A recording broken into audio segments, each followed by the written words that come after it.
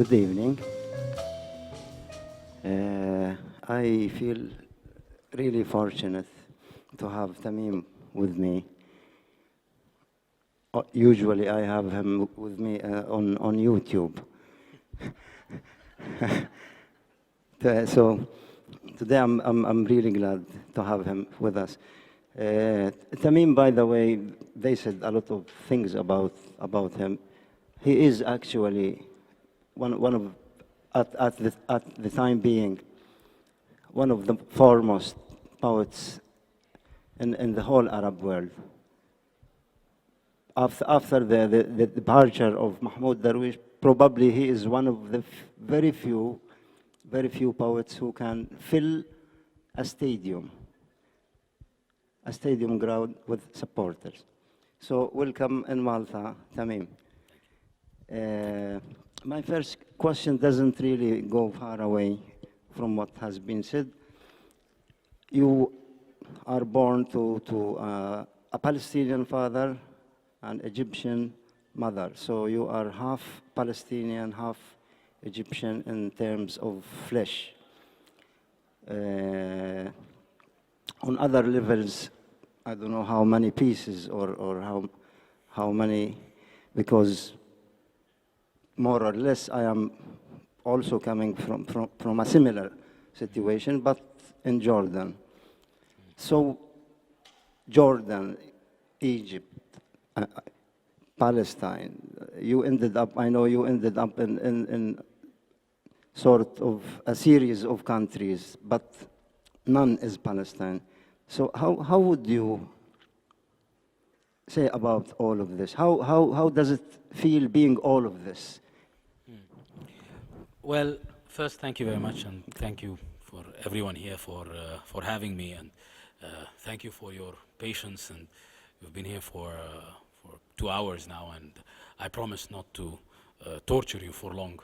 To answer your question, I don't think that the identities you've mentioned are mutually exclusive, or that they are all that different. First, there is the issue of language. Being Palestinian, Egyptian, Iraqi, Syrian, Jordanian, Moroccan, as long as you are, especially if your work is to write, your work is to deal with language, you don't feel estranged. You live in your language, and therefore, as long as this is your area of comfort, you don't feel like a stranger in Morocco. You don't feel like a stranger in Iraq. The imagery, the history, even the structure of collective emotion and memory and narrative is not all that different. Also, there is this feeling that you identify, especially when you come from Palestine, you identify with the weaker or the downtrodden or the oppressed in any equation. Even if you're watching a movie, right, and there is a party that has lost the battle or that has been wronged, you identify with that party, not necessarily with the triumphant party. And this creates a community of the oppressed, a community of I wouldn't say victims, because it's not about self-victimization. It's actually about resistance. So it reduces your estrangement. In every society, in every place, you have friends, brothers, and cousins, because in that place there must be an oppressed bunch among whom you will feel at home. We will come back later to the issue. Let's go a little bit literary now. Perhaps your popularity is largely due to the style of poetry you write.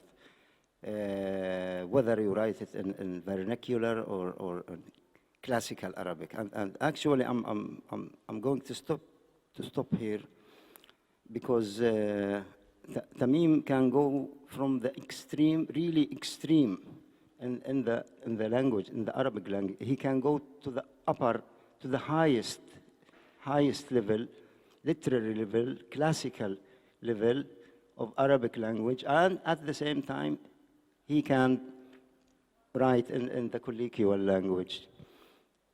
But the common thing in the two writings is it's the, the lyrics, the music. So could you tell us how could you come from all that distance to the other that distance? Well, again, it's not all that different. I think there are a lot of definitions for poetry, and it's very difficult to come up with one just like that. But every one of us has an operational kind of definition that one works with. And the one I like is that it's just speech that is supposedly more efficient, that aspires to be more efficient than normal speech. And in any form that you choose, it doesn't really matter the form. What matters is that you're conveying what you want to convey in the most precise, in the most concise, and in the most effective manner possible. And therefore, when I'm writing a poem, I do not decide before I sit down to write it which language I'm going to use. I mean, which I'm going to use the standard Arabic, the Arabic of the Middle Ages, or am I going to use the colloquial everyday language? It comes, with it. It dictates its own form. So we can say it's the mental states or the chemistry of the mind, which. There are also things that, I don't know. There is no planning in it. There are things that you cannot say as well in standard, and in colloquial they fit. There are expressions that are created by the colloquial. Colloquial is an addition to the standard. Standard has the grandeur, has the resonance of history. It's like going into a cavern. Digging into a mountain or flying. But the colloquial is, when you're a bit satirical, when you're sitting on a street side cafeteria and you want to make fun of something grand. And sometimes it's nice to combine both.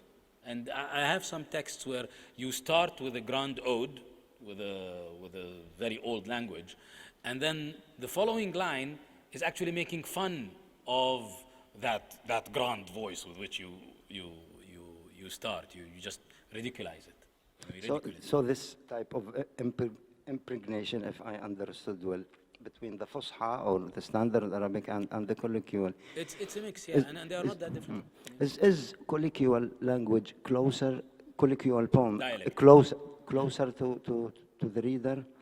Or to the listener in that case? Not necessarily. Again, it depends on what you want to convey.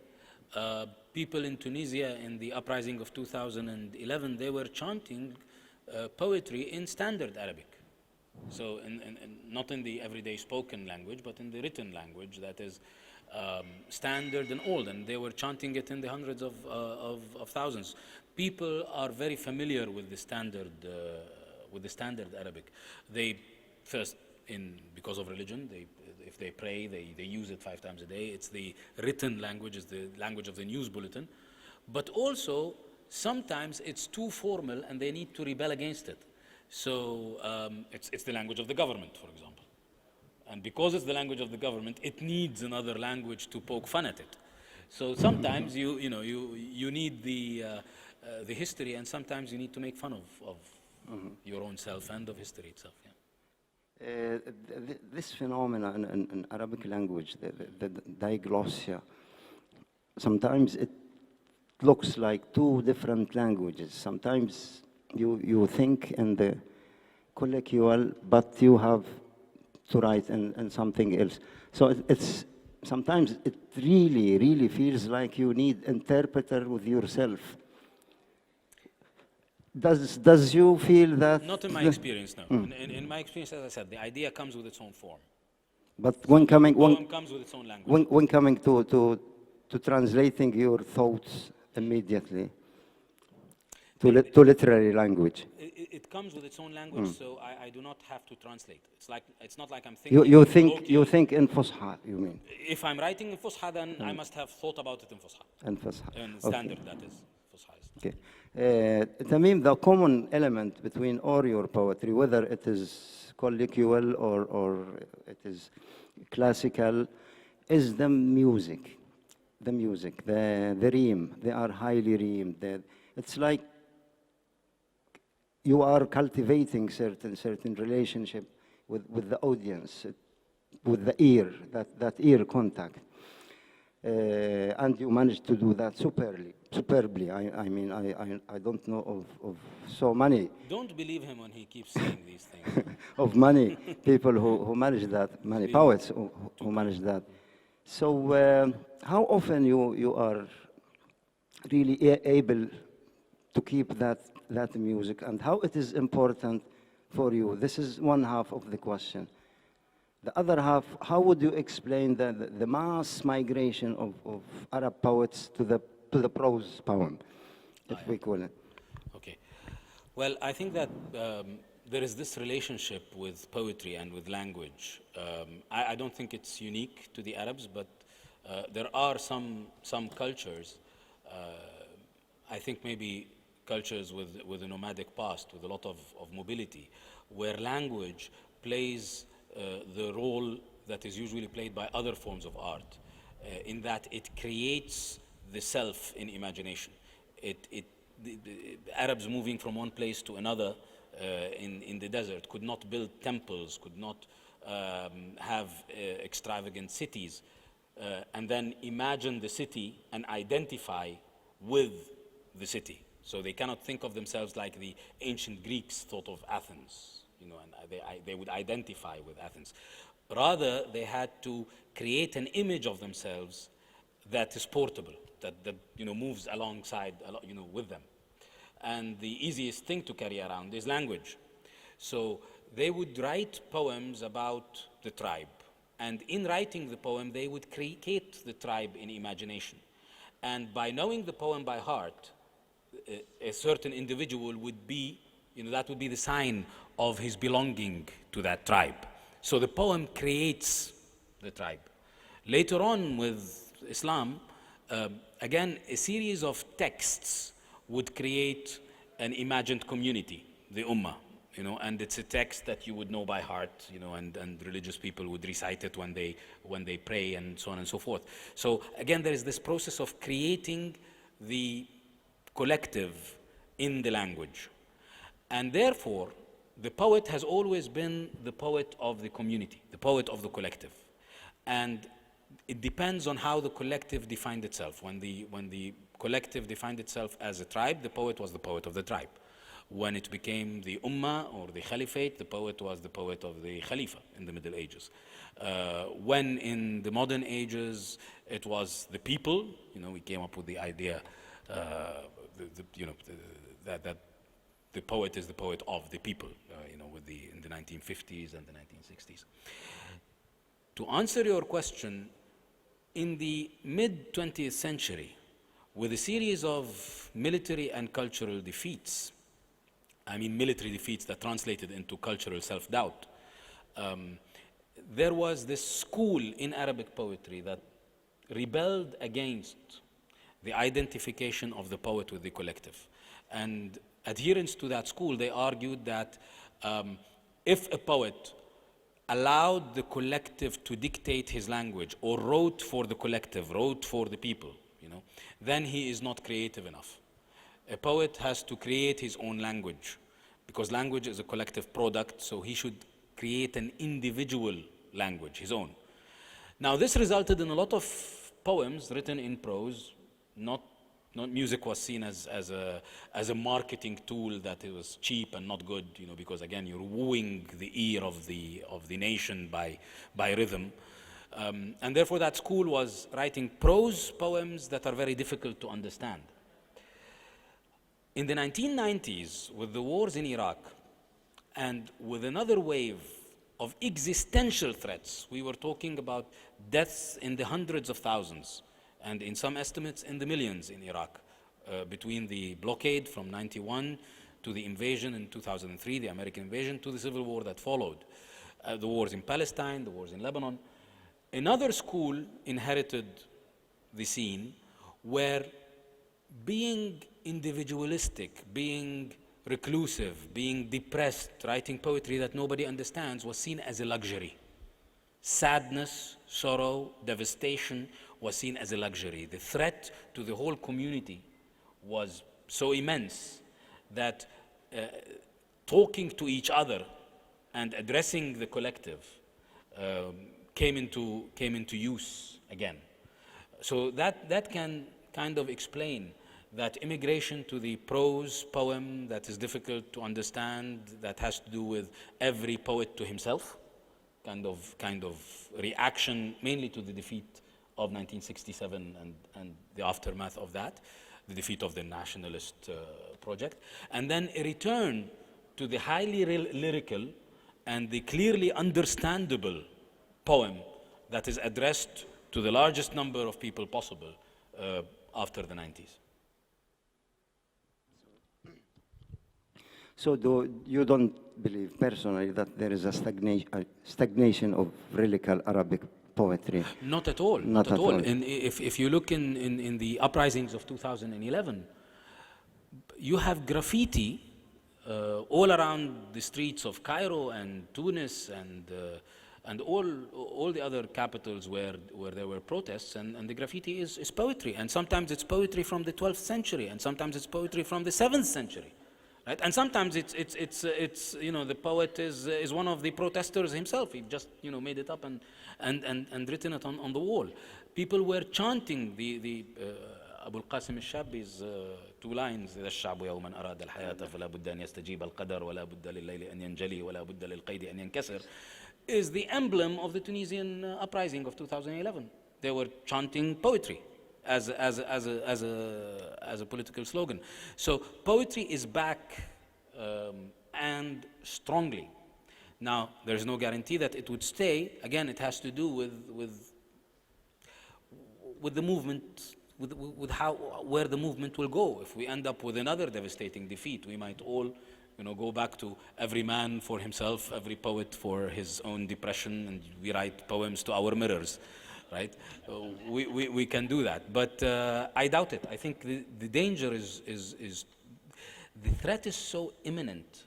I live in Beirut. If you drive 90 minutes in any direction, you're in a war zone. If you take your car and you drive in a straight line for 90 minutes to the north, to the east, to the south, there is war. And the only other direction is to drive it right into the sea and commit suicide. So, or the other way is to throw yourself into the sea and try to come here as an illegal immigrant. But this and this dilemma is faced by everyone, poets included, and it's impossible to think that would not affect the way they write. So can we say poetry is a vehicle for change? I don't know if anything is a vehicle of change, because we've been trying to effect change for so long and it hasn't happened, or whenever there is change, so far it appears it's for the worse. But I think that art and the building of a self-image is essential in regaining self-confidence. If you look at what happened in 2011 in Egypt, for example, the structural reasons for an uprising were there. They were not created in 2011. They were there for a long time, for decades really. And they still are there now. What happened was that people regained self-confidence. They saw that the Tunisians could do it. So they said, well, if the Tunisians could do it, we could do it as well. And that ingredient made the difference. Now, that narrative, that idea that we are worthy, we are not expendable, we are not worthless in this world, right, is a message that we need, because in a nation or a group of people who have lost 2 million people in Iraq, whose main cultural capital, and you know what Baghdad means to anybody who speaks Arabic, even if you're not an Arab, but culturally, Baghdad is like Rome to a devout Catholic, right? Or to someone who really believes in Latin Europe.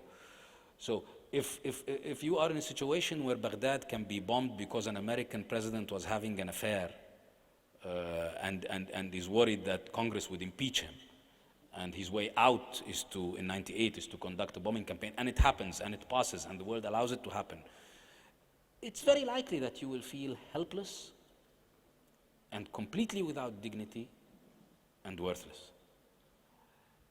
We write, we talk to each other, we look in each other's eyes to challenge that message that is delivered to us over and again on the wings of F-16s, in the electrical wires of our dictators, in the cells of our prisons. All these elements, all these tongues are telling us you are worthless, you are powerless, right? And we write to tell each other that maybe we are worthy, to remind each other that we can. And when we believe that we can, sometimes we actually can effect change. So perhaps we can now hear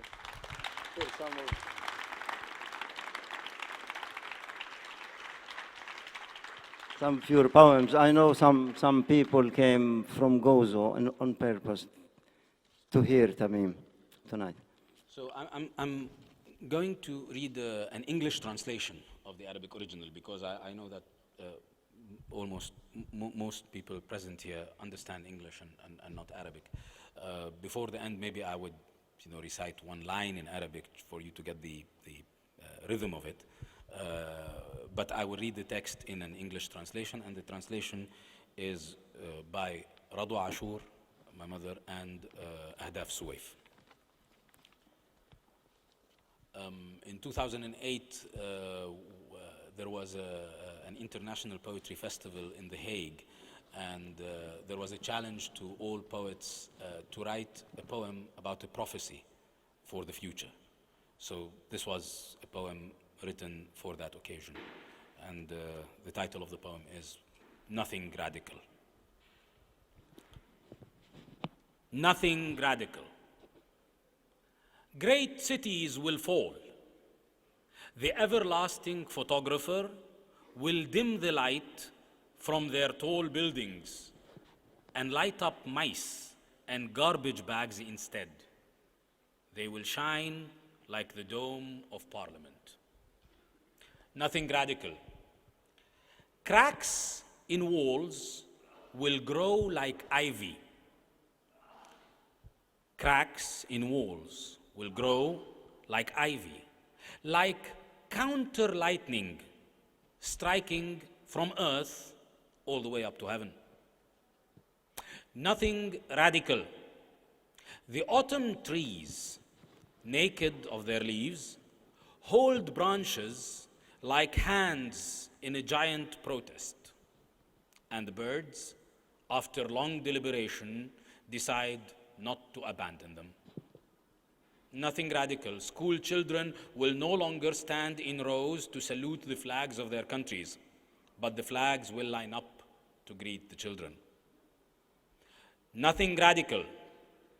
The deer will make sure to arm herself, and bridal gowns will be woven from chain mail, and everyone will prepare for the duty of hospitality.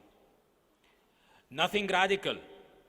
The fly, with striking tenacity, will settle on Caesar's forehead, and from its lofty position, meticulously mimic all his movements. Nothing radical. The masters will reduce the wheat rations, first for their enemies, then for their allies, then for their own sons. Then the masters will seize each other by the throat. Allies will regret their alliance. Enemies will regret their enmity. And joy will alight on those least expecting it. nothing radical. A new religion will be born as usual between the Euphrates and the Nile. And as usual, the military rule of David will fall. Nothing radical. That large drop of honey that lights the western horizon will complete its daily descent into the sea and melt, and the sea will become a little sweeter. Nothing radical. The dove will lie to Noah's fleet. The crow will issue warnings. The ships will follow their course from ocean to ocean. The deluge has become as routine as the refrain of an ode. Which is why the animals in truce on the ship, unthreatened by the waves, look each other in the eye, and hyena and deer alike long for solid ground to resume the chase. Nothing radical. The cloud knows exactly how much rain caused the deluge. So it's the calmest in the scene. And because it's a compassionate cloud, it sends message after message to those who most doubt salvation, to elderly women whose lives hang on news bulletins, to infants and toddlers born with clenched fists and accused of terrorism, and forms itself into white words on a blue slate. O people, O my people, you shall overcome.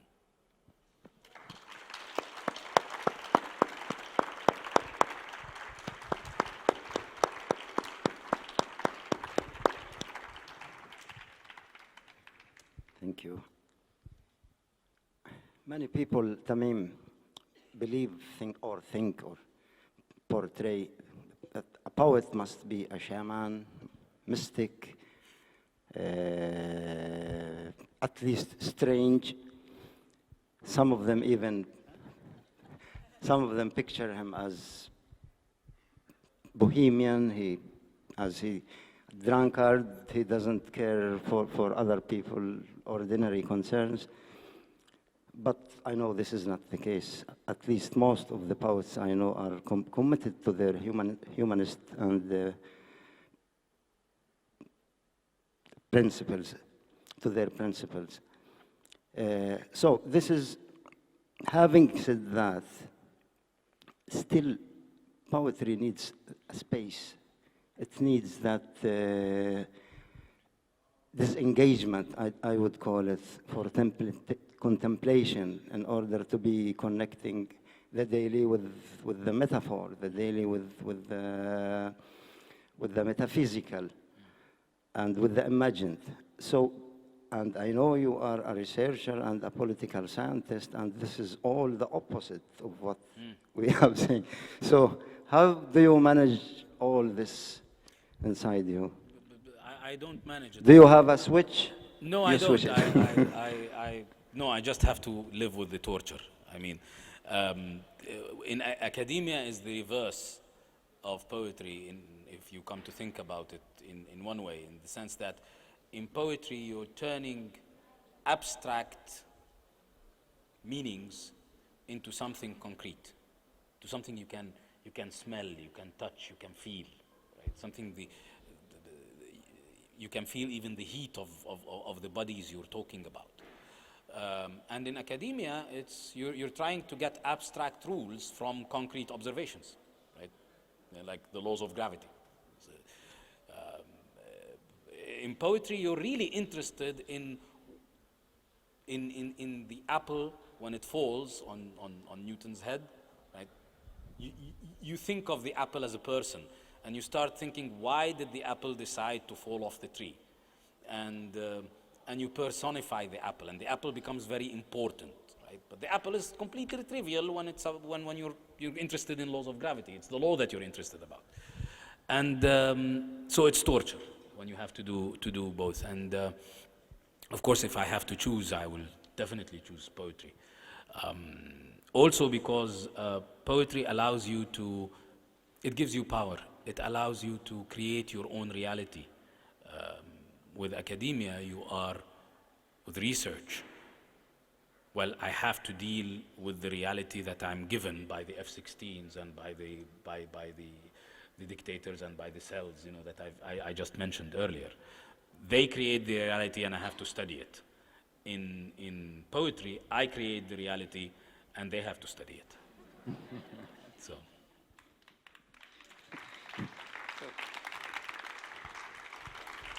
And in continuity, just a small things.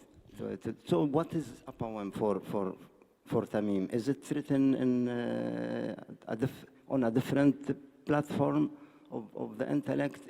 Is it coming from a different corner of the mind? No, it's just that you really want to write something or to say something the best way you can. And of course there is this is terrifying because there's no such thing as the best way you can, right? And sometimes that causes you to block and not to write anything. After a while you do two contradictory things. You want to write it in the best way you can, but you're a bit complacent with yourself in order to be able to write by telling yourself it's okay if it's not the best, if it's okay if it's bad. Right? Just write it now and we'll deal with how good or bad it is later, and then you have your first draft. Now once you have your first draft, and you mentioned the oral tradition, I would read it to an audience. I would recite the poem to an audience and then read it off their faces. The feedback from their faces is necessary. And the poem changes later on because of this interaction between the people and me. So my audience writes my poem with me. And then the poem only ceases to be in the process of being written when another poem starts. And this is not something special to me. If you are familiar with the tradition of the Hilaliya, it's actually an Arab epic that tells the story of the immigration of an Arab tribe from Arabia all the way to Tunisia in the 10th century. The event is a historical event, but it's a folk epic, and it's full of magic and jinns and everything, everything that poetry brings to history. You cannot listen to the same version of the Hilaliya twice. The events are the same. The bards who know it by heart and sing it on the rababa, on this instrument from the desert and from southern Egypt, they know the events, but they have to improvise the way they tell you the story every time they tell it. And it really depends on the interaction between them and the audience. So this is how it is written with me. Do we have still time? I think we've tortured them enough. He will read one in Arabic probably. But my last question, Mahmoud Darwish once said, the more I get older and the more my poetry is taken seriously, the more I become very worried about the future. Is this the same for you? I'm worried about the future anyway. Regardless. We have 1,000 reasons why to worry about the future. I think that, Mahmoud, and I have to say a word about Mahmoud Darwish. In this, during the time when the rage, the rave, the fashion was every poet for himself, Mahmoud was able to really, among others, few others though, they were able to write a story of a small collective, the Palestinians, and through them connect whatever happens to the Palestinians with whatever happens to Native Americans, to people from sub-Saharan Africa, to Africans abducted to the New World. He was able to give more meaning to our story and to run against that school of every man for himself. And in that, I think we all owe that school of telling us that it's still okay and it's still necessary to talk to each other and not to give up on our collective existence. I think we owe them a lot. Well, that would be everything from me. I think the audience would love to hear you reading something in Arabic. I wanted to discuss something about Egypt with him, but he said it is not. It is too sophisticated and complicated. No, it's And- no. I mean, I just wouldn't want to bother To people bother. at 11 with Egyptian politics. But I would say this: the current government is terrible and has to go. I mean, the rest is Thank you. details. Thank you very much, Tamim. Let me see what to read. I read something very short in order, just for you. It's just a few opening lines of a poem about Galilee, in the area in the north of Palestine, Nazareth, Acre, Safat. And this is in standard Arabic and in the tradition of the old ode, so the classical that you referred to. And then right after that, the poem breaks into a more modern form. I'm just going to read the classical form.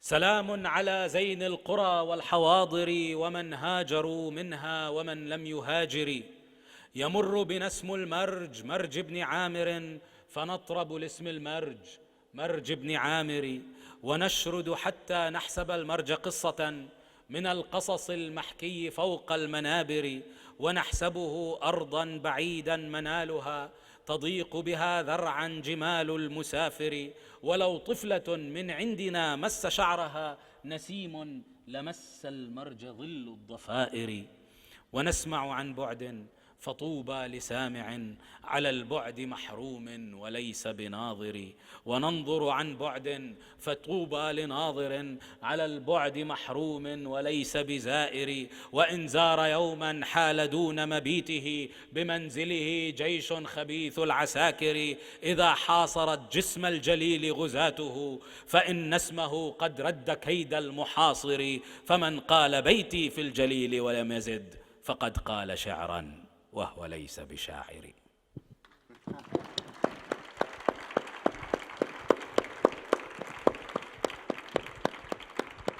Thank you. Thank you. Thank you, Tamim, very much.